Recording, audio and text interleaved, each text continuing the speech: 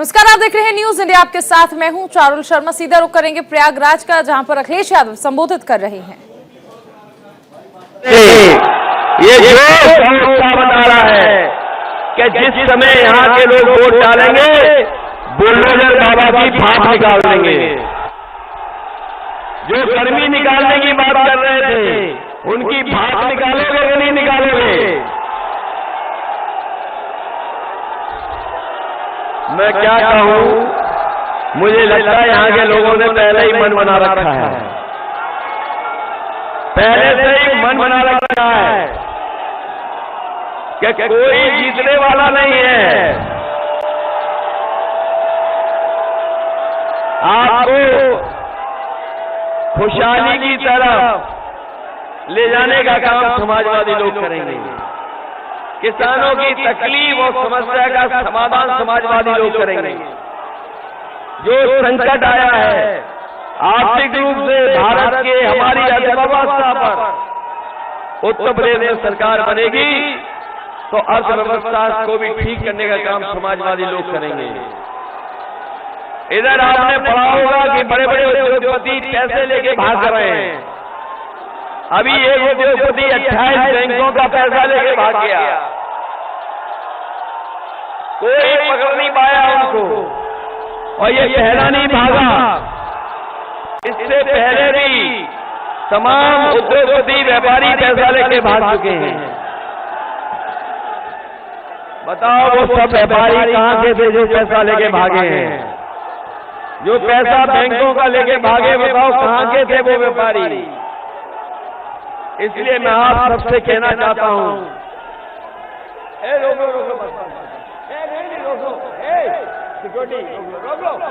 रोको भाई, रोको यार, कोई बात नहीं, कोई बात नहीं। ये जोश है जो 22 दिन सरकार बनाने जा रहा है।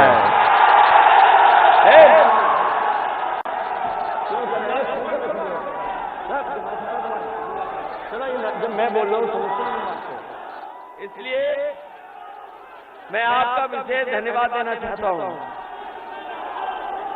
ये हमारा घोषणा पत्र तो आपने पढ़ लिया होगा। समाजवादी पार्टी ने तय किया है कि 300 यूनिट बिजली माफ होगी, किसी को बिल नहीं देना पड़ेगा। हमारे किसानों की सिंचाई माफ होगी, कोई बिल सिंचाई के लिए किसानों को नहीं देना पड़ेगा।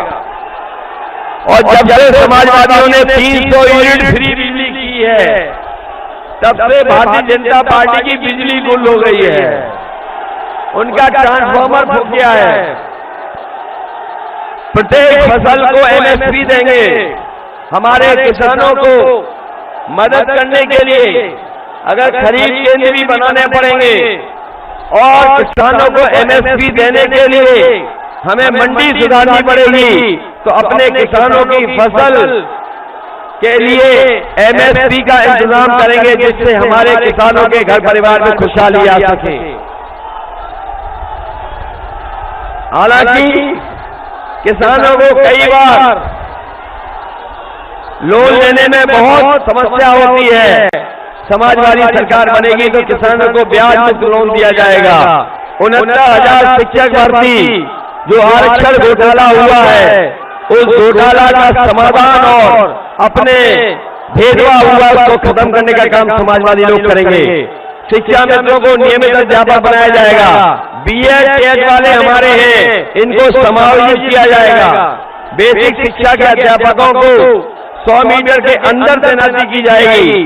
सभी सरकारी नौकरियों में उत्तर प्रदेश की महिलाओं को 33% आरक्षण दे करके उनको सम्मान देने का काम समाजवादी सरकार में होगा।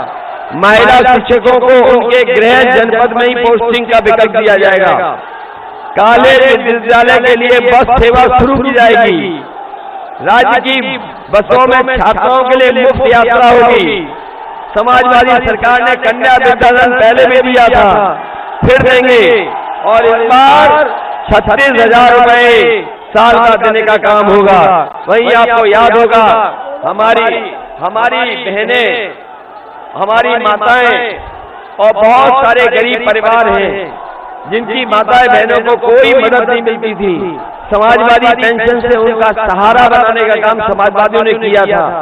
इस बार समाजवादी सरकार बनेगी तो 3 गुना 1500 रुपया महीना और 18,000 रुपए साल हम लोग माताओं बहनों को पेंशन देने का काम करेंगे। स्वास्थ्य के लिए आपको कहीं भागने जाना न पड़े, गरीबों के इलाज के लिए अस्पताल और एम्बुलेंस जो चल रही थी उनके ड्राइवरों को सम्मान और साथ ही साथ संख्या एम्बुलेंस की बढ़ा करके अपने गरीबों की मदद करने का काम करेंगे। इसी तरह 100 नंबर जो अब 112 हो गई और जब से 112 हुई है, ये 100 नंबर और पुलिस को भारतीय जनता पार्टी ने कबाड़ा कर दिया। कानून व्यवस्था को सुधारने के लिए हमें अगर दोगुनी भी 100 नंबर की गाड़ियां करनी पड़ी तो समाजवादी सरकार में दुगनी गाड़ियां कर करके अपने गरीबों की मदद करने का काम करेंगे। हम अपने जनजाति लोगों को कह करके जाते हैं, ट्राइबल लोगों को कह के जाते हैं, उनकी तमाम आर्थिक, सामाजिक और शैक्षिक जो समस्याएं हैं, जंगल को लेकर के, जमीन को लेकर के जो समस्याएं हैं, उनका समाधान करेंगे और ट्राइबल जनजाति लोगों को सबसे पहले समाजवादी पेंशन से जोड़ करके, प्रदेश की लाभकारी योजनाओं से जोड़ करके, जिससे उनके घर परिवार में भी खुशहाली आए। मैं इन्हीं शब्दों के साथ आप सबका धन्यवाद देना चाहता हूँ, आभार प्रकट करना चाहता हूँ और मुझे पूरा भरोसा है कि समाजवादी पार्टी के सभी प्रत्याशी जो चुनाव लड़ रहे हैं, उन प्रत्याशियों की आप मदद करेंगे। उज्ज्वल रमन सिंह जी को जिताने का काम करना। मैं उज्ज्वल रमन सिंह जी के पक्ष में आपसे अपील करने आया हूं कि उनके साइकिल चुनाव चिन्ह पे मदद करना। संदीप सिंह पटेल को जिताना। रामदेव निडर बहुत ही ईमानदार हैं, अपनी जनजाति में काम करते हैं, इनको भी जिताने का काम करना। अजय भारती, मुन्ना जो प्रत्याशी 12 से हैं, इनका भी सहयोग की मदद करके अच्छे वोटों से जिताने का काम करना। मैं अपनी भीम आर्मी से लेकर के और जितने संगठन के लोग आए हैं, दूसरे गठबंधन के लोग आए हैं, हम उनका धन्यवाद देते हैं, आभार प्रकट करते हैं कि इस समय पर हमारे सुहेलदेव पार्टी के भी पदाधिकारी हैं, छड़ी के लोग भी आए हुए हैं, मैं इनका भी धन्यवाद देता हूं। गठबंधन के जितने भी नेता हैं, उन सबका बहुत बहुत धन्यवाद, इस उम्मीद और भरोसे के साथ कि जिस समय आप वोट डालेंगे, समाजवादी पार्टी के सभी प्रत्याशियों को ऐतिहासिक वोट देकर के जिताने का काम करेंगे। आप सबका बहुत बहुत धन्यवाद। प्रयागराज से अखिलेश यादव को आप सुन रहे थे और सबसे अहम चीज इस दौरान भारतीय जनता पार्टी पर निशाना साधा और कहा कि जनता ने बीजेपी को साफ करने का मन बना लिया है। सब लोग मिलकर के उन्हें याद करते हैं। मुझे याद है कि समय समय पर उन्होंने समाजवादी पार्टी को सही रास्ता दिखाया। अगर हमारी कभी कमी भी रही होगी तो स्वर्गीय रामपूजन पटेल जी ने कभी बताने से पीछे नहीं हटे होंगे। इसलिए ऐसे नेता जो गरीब थे, किसान थे और अपने समाज और पिछड़ों को, दलितों को हमेशा आगे बढ़ाने के लिए जिन्होंने संघर्ष किया, हम उस नेता को याद करते हैं और हम अपनी पार्टी की तरफ से और सभी लोगों की तरफ से उन्हें आज श्रद्धांजलि भी देते हैं। मैं जगदीश जी का बहुत बहुत बधाई देता हूं कि आज समाजवादी पार्टी में आप शामिल होकर के समाजवादी पार्टी की मदद करने जा रहे हैं। चलिए, धन्यवाद है, धन्यवाद।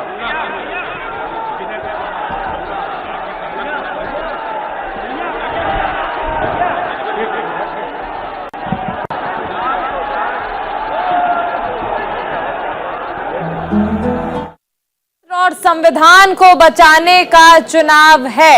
इस बार एसपी गठबंधन की ऐतिहासिक जीत होगी। ये बातें आपने प्रयागराज में सुनी, अखिलेश यादव ने कही है। और अब रुक करेंगे एक बड़ी खबर का। अयोध्या में सीएम योगी आदित्यनाथ की रैली। डबल इंजन की सरकार ने डबल डोज राशन दिया है। डबल इंजन सरकार में यूपी का विकास भी हुआ है। विपक्ष ने कोरोना वैक्सीन का दुष्प्रचार किया। अयोध्या में ये बातें मुख्यमंत्री योगी आदित्यनाथ ने कही और कहा कि आज पूरी दुनिया की नजर अयोध्या पर टिकी हुई है।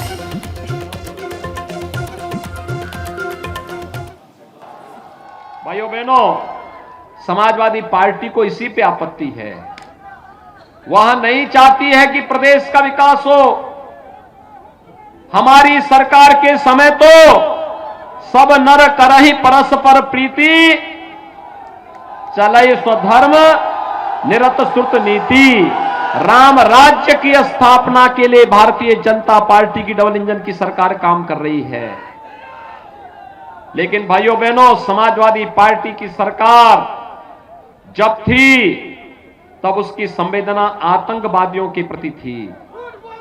पेशेवर माफिया और अराजकता पैदा करने वाले तत्वों के प्रति थी।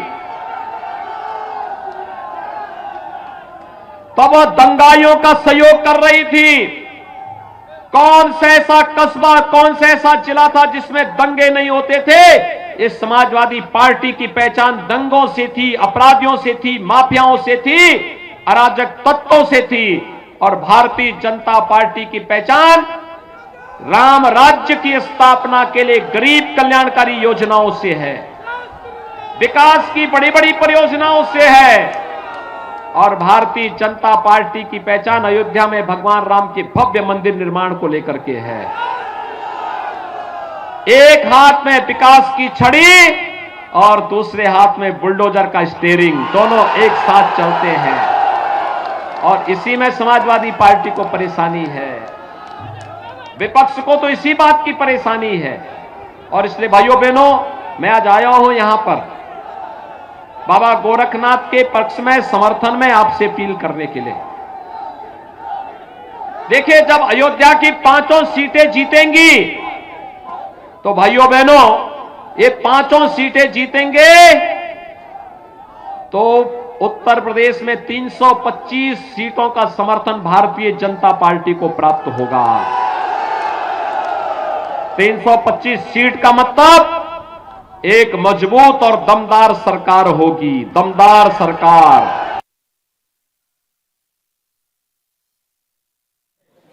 और अब रुक करेंगे इस वक्त की बड़ी खबर का। परमबीर सिंह की गिरफ्तारी पर फिलहाल जारी रहेगी रोक। 9 मार्च तक नहीं होगी परमबीर की गिरफ्तारी। 9 मार्च को सुप्रीम कोर्ट करेगा फाइनल सुनवाई। परमबीर सिंह की गिरफ्तारी पर फिलहाल रोक जारी रहेगी। 9 मार्च को अंतिम सुनवाई के लिए सुप्रीम कोर्ट ने आदेश दिए हैं। परमबीर ने अपने खिलाफ महाराष्ट्र सरकार की ओर से दर्ज सभी मुकदमों को रद्द करने या उन्हें सीबीआई को ट्रांसफर करने की मांग की है।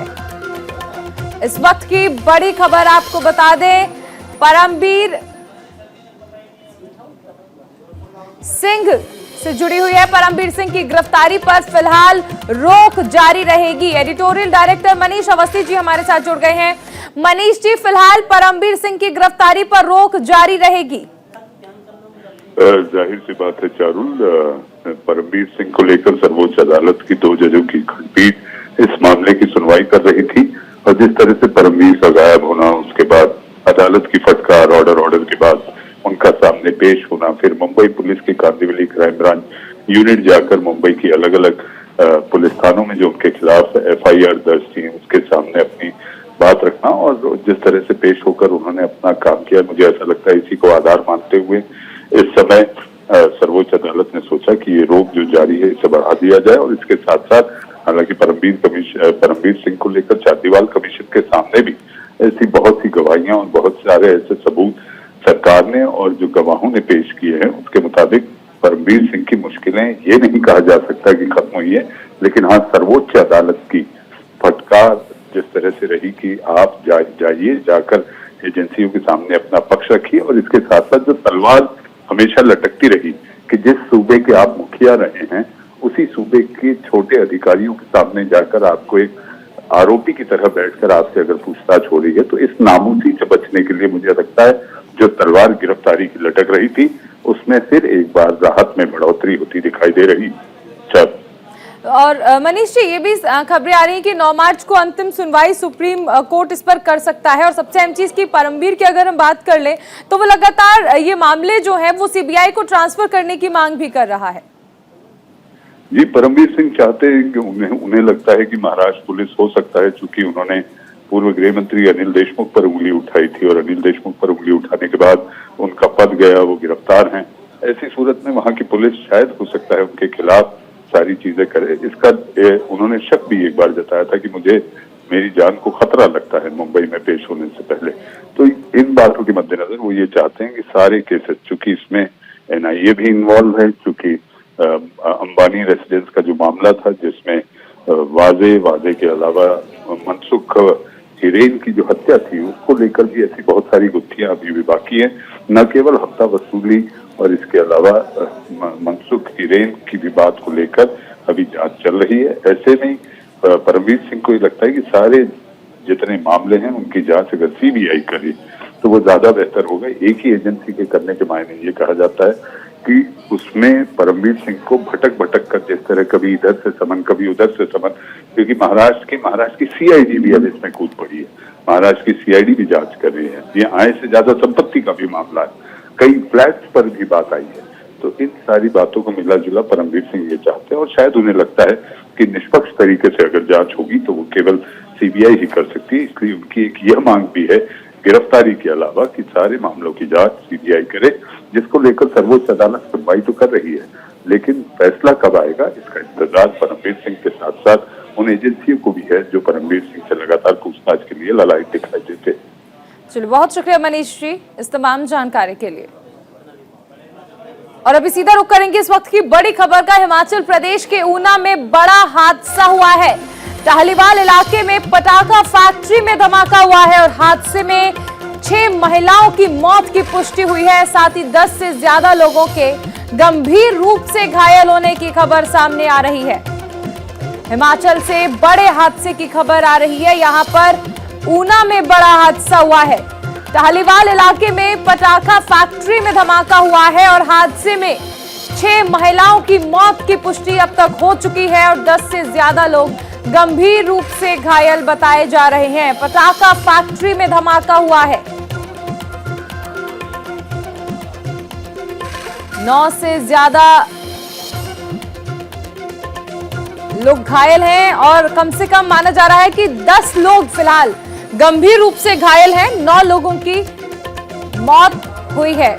मोहित हमारे साथ जुड़ गए हैं। मोहित, इस पूरे हादसे को लेकर फिलहाल क्या कुछ अपडेट है आपके पास? देखिए, जो अभी फ्रेश अपडेट है, जो पुष्टि हुई है उसमें 6 लोगों की मौत जो है वो बताई जा रही है और 10 लोग इसमें घायल बताए जा रहे हैं। आग लगने की क्या वजह है इसका भी अभी पता नहीं चल पाया है और जांच का विषय पर फिलहाल जो है ये जांच की बात कही जा रही है कि इसकी जांच होगी। लेकिन कुल मिलाकर के कह सकते हैं कि घटना बड़ी है और इसमें जो घायल हैं उनमें से भी कुछ लोगों की हालत जो है वो नाजुक बताई जा रही है, यानी कई जो है इसमें सीरियस बताए जा रहे हैं। करीब 4 लोग जो हैं बताए जा रहे हैं कि इसमें अभी जो है वो क्रिटिकल कंडीशन में है। तो कुल मिलाकर के इस वक्त जो है मोहित, इस फैक्ट्री को लेकर क्या अपडेट है? क्या किसी रिहायशी इलाके में बनाई हुई थी, अलग जगह पर थी या फिर अवैध तरीके से चलाई जा रही थी? देखिए, ये जो फैक्ट्री है ये इंडस्ट्रियल एरिया में ही चलाई जा रही थी, लेकिन कुल मिलाकर के आग लगने की क्योंकि वजह क्या रही, गत्ते की फैक्ट्री थी ये और उसमें ये लापरवाही की बात जो है वो सामने आ रही है फिलहाल शुरुआती जांच में। लेकिन देखना होगा कि अब मामला जो है किस ओर बैठता है, क्योंकि फिलहाल कहें कि अभी इस वक्त प्रशासन की कोशिश ये है कि ज्यादा से ज्यादा जो लोग हैं उनको जो है वो बचाया जा सके, क्योंकि जिस तरह से हमें खबर मिल रही है कि कई लोग जो है इसमें गंभीर रूप से घायल भी हैं। तो अभी फिलहाल एक चुनौती रहेगी कुल मिलाकर के स्थिति पर काबू पाने की प्रशासन की भी। बिल्कुल, बहुत शुक्रिया मोहित इस तमाम जानकारी के लिए। एक और बड़ी खबर आपको बता दें, रूसी राष्ट्रपति व्लादिमीर पुतिन ने यूक्रेन को चेतावनी दी है, तुरंत संघर्ष विराम करने का ऐलान करे यूक्रेन। ऐलान नहीं तो जिम्मेदारी यूक्रेन की होगी। पुतिन ने यह बड़ी बात कही और कहा है कि अगर रक्तपात हुआ तो यूक्रेन जिम्मेदार होगा। इस वक्त की बड़ी खबर आपको बता दें, रूसी राष्ट्रपति व्लादिमीर पुतिन ने यूक्रेन को चेतावनी जारी की है और कहा है कि तुरंत संघर्ष विराम करने का ऐलान करे यूक्रेन।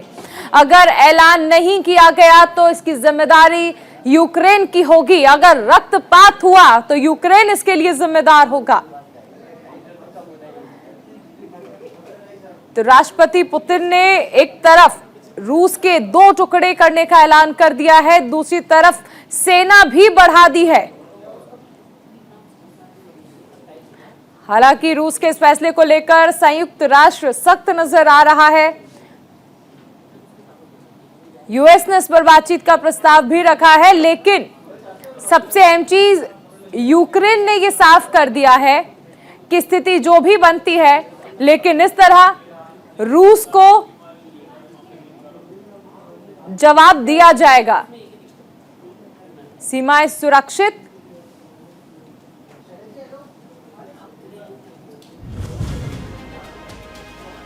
तो यूएन मीटिंग में ब्रिटेन और अमेरिका के क्या बयान रहे वो आपको बता दें। अमेरिका का कहना है कि रूस का ताजा फैसला अखंडता और संप्रभुता को चुनौती है, साथ ही ये अंतर्राष्ट्रीय कानून का उल्लंघन है। ब्रिटेन का कहना है कि रूस को अपना वो फैसला वापस ले लेना चाहिए जिसमें यूक्रेन के 2 हिस्सों को अलग देश के रूप में मान्यता दी गई है। अमेरिका और ब्रिटेन ने यूएन की मीटिंग में क्या बयान दिया है, क्या उनका स्टैंड था, वो आपको बता रहे हैं। अमेरिका ने इसे साफ तौर पर अंतर्राष्ट्रीय कानून का उल्लंघन बताया और कहा कि रूस का फैसला अखंडता और संप्रभुता को चुनौती है और अंतर्राष्ट्रीय कानून का उल्लंघन है। ब्रिटेन का भी साफ कहना है कि रूस को अपना वो फैसला वापस लेना चाहिए जिसमें यूक्रेन के 2 हिस्सों को अलग तरह से अलग रूप में देश के तौर पर मान्यता दी गई है। वहीं एक और बड़ी खबर आपको बता दें, यूक्रेन के राजदूत का यूएन में बयान, हम शांति चाहते हैं, राजनीतिक और राजनयिक फैसलों के लिए प्रतिबद्ध हैं। रूस उकसावे की कोशिश कर रहा है, हम उकसावे में नहीं आएंगे। यूक्रेन ने ये बातें यूएन में कही हैं और सबसे अहम चीज है कि रूस जिस तरह से हरकतें कर रहा है, उसके बाद यूक्रेन के राजदूत ने यूएन में कहा है कि हम शांति चाहते हैं, राजनीतिक और राजनयिक फैसलों के लिए प्रतिबद्ध हैं। रूस उकसावे की कोशिश कर रहा है, हम उकसावे में नहीं आएंगे। तो यूक्रेन ने साफ कर दिया है कि हम शांति चाहते हैं, लेकिन रूस ने एक तरफ आपने देखा कि किस तरह सेना को आगे बढ़ने का आदेश दे दिया है।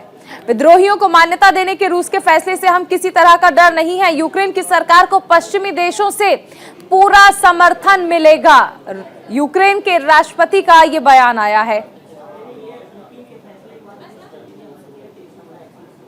तो यूक्रेन की सरकार को पश्चिम देशों से पूरा समर्थन मिलेगा और यूक्रेन डरने वाला नहीं है। यूक्रेन के राष्ट्रपति जेलेंस्की का यह बयान।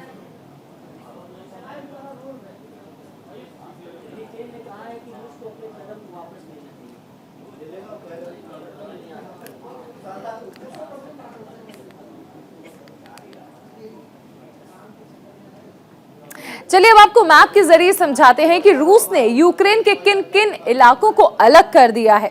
ये 2 इलाके हैं, डोनेट्स्क और लुंस्क, जिसे यूक्रेन से अलग देश बना दिया गया है।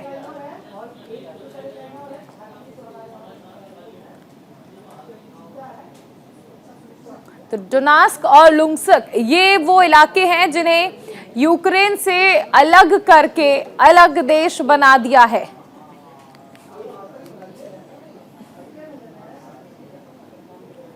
वहीं यूएनएससी की आपात बैठक में भारत ने बड़ा बयान दिया है। यूक्रेन में शांति बहाली जरूरी है, यूक्रेन में भारतीयों की सुरक्षा प्राथमिकता है। यूक्रेन में भारतीयों की सुरक्षा सुनिश्चित की जाए।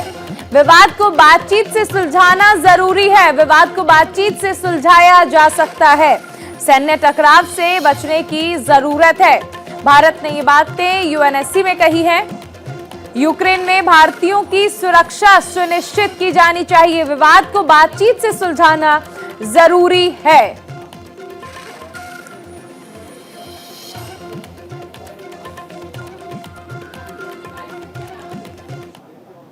यूक्रेन में भारी संख्या में भारतीय छात्र भी फंसे हुए हैं। यूक्रेन से लौटे छात्र और यूक्रेन में फंसे छात्र भारतीयों को लेकर काफी चिंतित हैं। ऐसे ही कुछ छात्रों ने न्यूज इंडिया से खास बातचीत की। आपके साथ बड़ी तादाद में भारतीय स्टूडेंट्स और भी होंगे। जिस समय जंग चल रही है बॉर्डर्स पर, आपको बॉर्डर से क्या खबरें मिल रही है, चूंकि आप कीव में इस वक्त मौजूद हैं? जी, तो मैं आपको बताना चाहूँ यहाँ पे 18,000 के करीब इंडियन स्टूडेंट हैं और अगर हम देखें तो एक प्लेन में मैक्सिमम 180 यानी 180 लोग बैठ सकते हैं, तो करीब हमें 100 प्लेन्स की जरूरत होगी। लेकिन अभी जो जितने टिकट करने की कोशिश कर रहे हैं तो वो ऑलरेडी फुल हो चुकी हैं और जो बॉर्डर पे गोलीबारी हो रही है उससे जो स्टूडेंट हैं उनमें भी डर बहुत ज्यादा है। अगर कोई भी तेज आवाज सुनते हैं तो हमको लगता है जैसे पता नहीं बम आ गया या रॉकेट आ गया, क्या हो जाएगा। लक्ष्य, आप खुशकिस्मत हैं, आपको टिकट मिल गया और आप इंडिया वापस लौट आए। चूंकि आपके कई सारे साथी अभी भी यूक्रेन में फंसे हुए हैं, जब आपकी उनसे बातचीत होती है, वो क्या बातचीत होती है हमारे दर्शकों को बताइए। और जब आप वहां पर मौजूद थे, आपने जो दहशत के पल वहां पर जिए हैं लक्ष्य, वो भी न्यूज इंडिया के दर्शकों के साथ शेयर कीजिए। तो उनसे ये पूछते हैं कि आपको फ्लाइट मिली कि नहीं मिली अभी, और फ्लाइट का फेयर क्या चल रहा है वहाँ पे, और वहाँ लोकल क्या कंडीशन है कि कुछ आर्मी वार्मी के कुछ मूवमेंट हो रही है वहाँ पे या नहीं हो रही है। और सब यही चिंता करते रहते हैं कि वहाँ पे जो ऑफलाइन क्लासेस है वो ऑनलाइन अभी कर दें, क्योंकि अभी कई सारे जो यूनिवर्सिटी है उनमें अभी भी ऑफलाइन क्लास चल रही है। तो वहाँ के जो स्टूडेंट फंसे हैं वो चाहते हैं कि उनके ऑनलाइन कर दें और वो इंडिया आ सकें जल्द से जल्द।